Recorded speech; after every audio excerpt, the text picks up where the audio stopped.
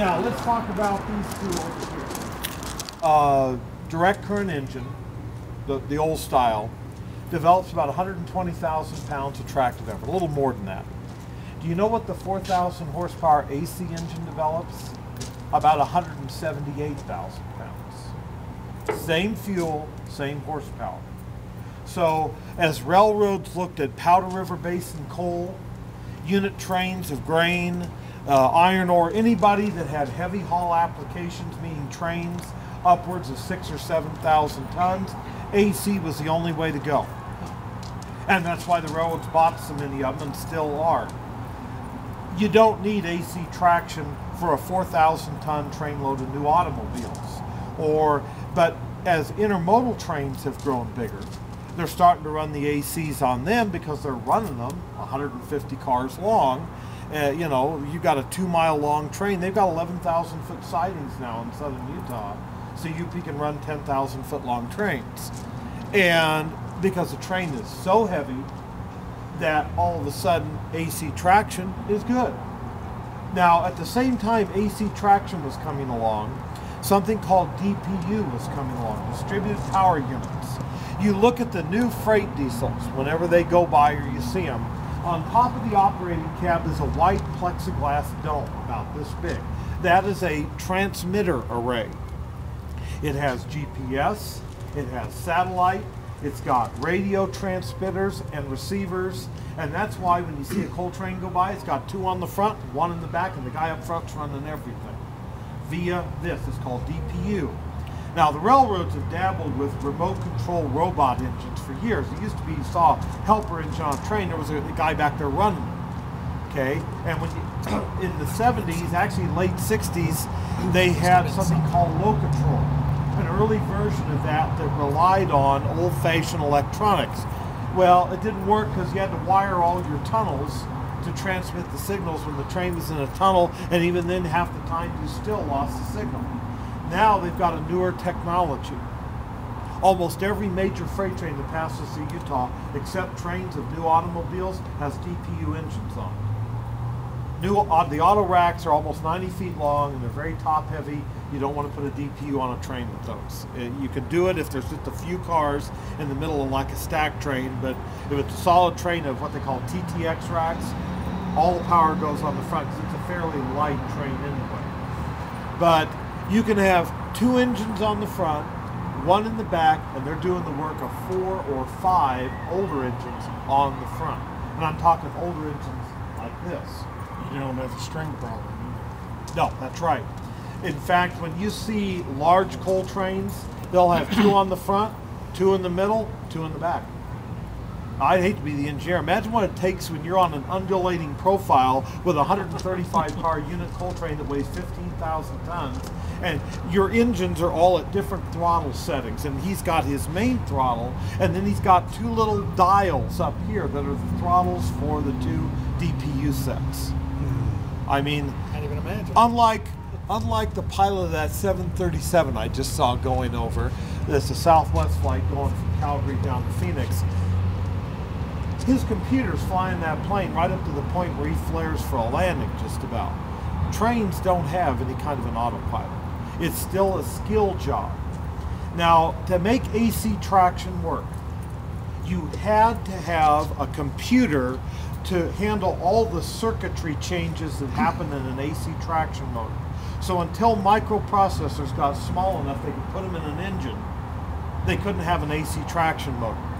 It's like the stealth fighter, the F-117. No human could fly that airplane. A computer had to make hundreds of control movements per second to keep that weird-looking airplane stable. Okay? Same thing with AC traction. Every AC locomotive, in fact, all locomotives now have a computer in the cab. That's why they're all air-conditioned. That's not for crew comfort. You got to keep the computer cool. Okay? Yep. Now, the plan for these 2 locomotives, as Bob Geyer and I sat down and talked about this some years ago, we eventually need to repaint both of these. The paint is very deteriorated on both, particularly the SP engine. It should be done first. The Rio Grande engine's in better condition than the SP engine. The UP did touch the paint up, but they used this Geishoffel lipstick red and not Southern Pacific Scarlet to retouch the red portions, and it faded very quickly. Plus, you've got some burning on the paint under the dynamic brakes, I think on the other side, and the gray is deteriorating. I mean, we've had it since 2002, and it sat in storage for a long time. We had a person contact us from California. Heaven knows if anybody kept a record of this.